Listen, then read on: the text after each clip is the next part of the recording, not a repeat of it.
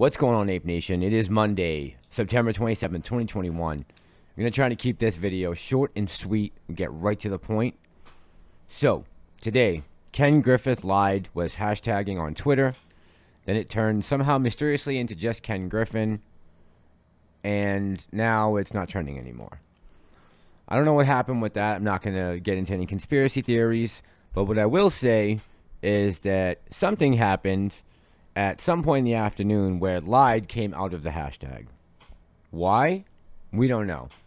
I have my speculations, but in all honesty, I can't say that they had anything to do with it, Citadel or Ken Griffin.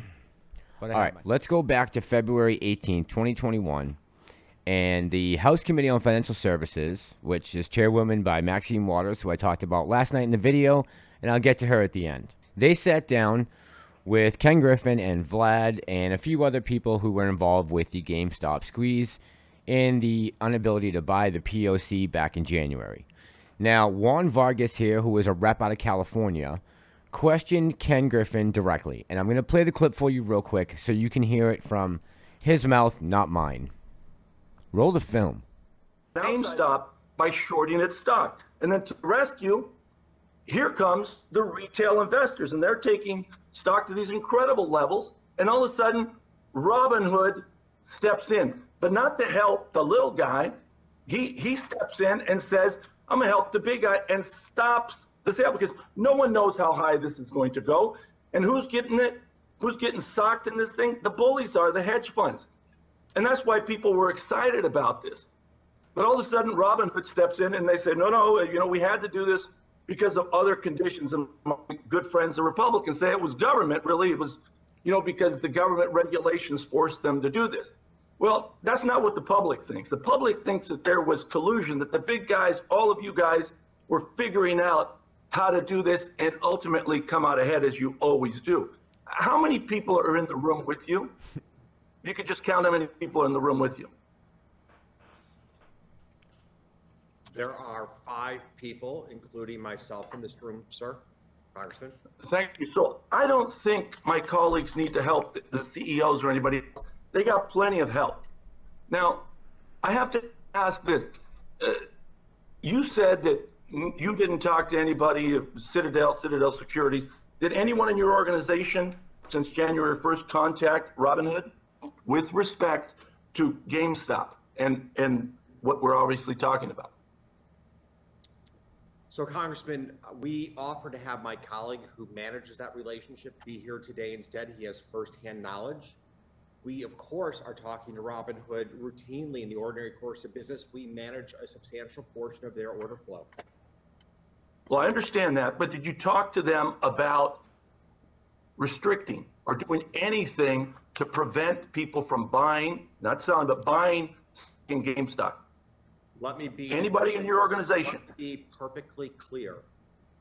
Absolutely not.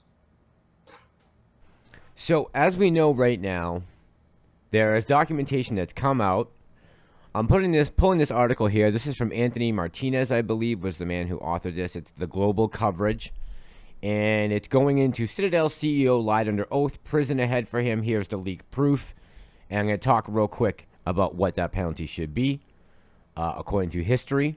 So here's the tweet that went up earlier. Citadel CEO Ken Griffin lied during the GameStop House hearing when asked by U.S. Representative Juan Vargas if Citadel had any collusion with Robinhood. Turns out there was communication between them. And these documents have now come out. Here is this page here that got pulled up. It's January 27th.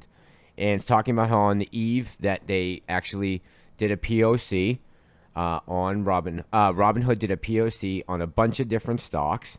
It mentioned AMC, Naked, Bed Bath & Beyond, all the meme stocks that squeezed. In the document shown above, the CEO of Robinhood, Gretchen Howard, is giving heads up to Robinhood CEO Vlad Tenev about a scheduled meeting with Citadel, to which Robinhood CEO Vlad replied that he should have a talk with Citadel CEO Ken Griffin. Robinhood President Jim Swartwout confirmed the meeting between Robinhood and Citadel representative did happen, and if the documents are verified as true, it will be enough for Ken Griffin to be in big trouble. And you can see this, there's a transmission right here back on 127, and it's at 18 hours. Don't know what time zone that's in. But it says anecdotal evidence that several very large firms are having really bad nights too. And then Jim Swartwout, who is the Robinhood president, says everyone is, you wouldn't believe the convo we had with Citadel. Total mess. And as it continues down here, there's more communication between Gretchen Howard, who is the COO of Robinhood, talking with Vlad, saying that it might be a good time for me to have a chat with Ken Griffin. And in here it says the plaintiffs argued that Citadel Securities stood to gain from stopping the short squeeze by purchasing new short positions at the peak of the relevant security price increase and then profiting from the artificial decrease in share price after trading restriction on January 28th. So they took away the ability to buy. Naturally, that caused the stock to go down, and they were able to get out of some of their positions. And yeah, shout out to Antonio Martinez, wherever he got these documents from. Good, hell of a job, man. Okay, let's move right on. Next thing, what are the penalties for perjuring yourself to Congress? Because without a doubt, that is what has been done here. He has out and out lied. Clearly, there were conversations going on, and he said absolutely not. I played the video. That's him speaking, no doubt about it. So I looked this up, and this actually comes from Fine Law. It's just a website. Just Googled it. Perjury and lying to the federal government are both crimes that could land a person in some serious legal trouble. If convicted of either crime, a person could be looking at up to 5 years in prison.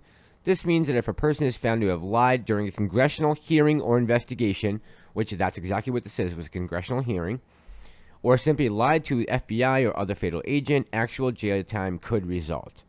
So it's not guaranteeing jail time here, but the possibility for how much this impacted the market, how many people lost money, definitely this could be in Ken Griffin's future. And, you know, we've been talking about this for going on almost 10 months now. Next week's going to be, actually the end of this week will be 10 months. We've been talking about this. And here it is in black and white. This is what he's looking at. So here's how I'm going to wrap up this video. In last night's video, I called out Maxine Waters.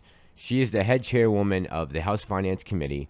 She was the one who opened up this first investigation. And she's been running around the country a lot the last couple months.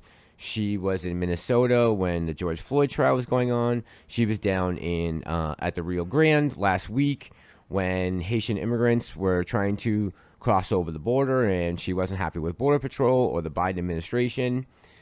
Now, here is my call to action. Maxine, will you run to New York to Wall Street for your constituents who have been getting schemed and manipulated and corrupted by Ken Griffin and Citadel for the last 10 months? Because now he has AMC, and they are doing the same thing they did back in January, except they are using manipulation through naked shorting, through using the dark pools, through algorithmic trading, all the things that they're doing right now to drive down the price of AMC.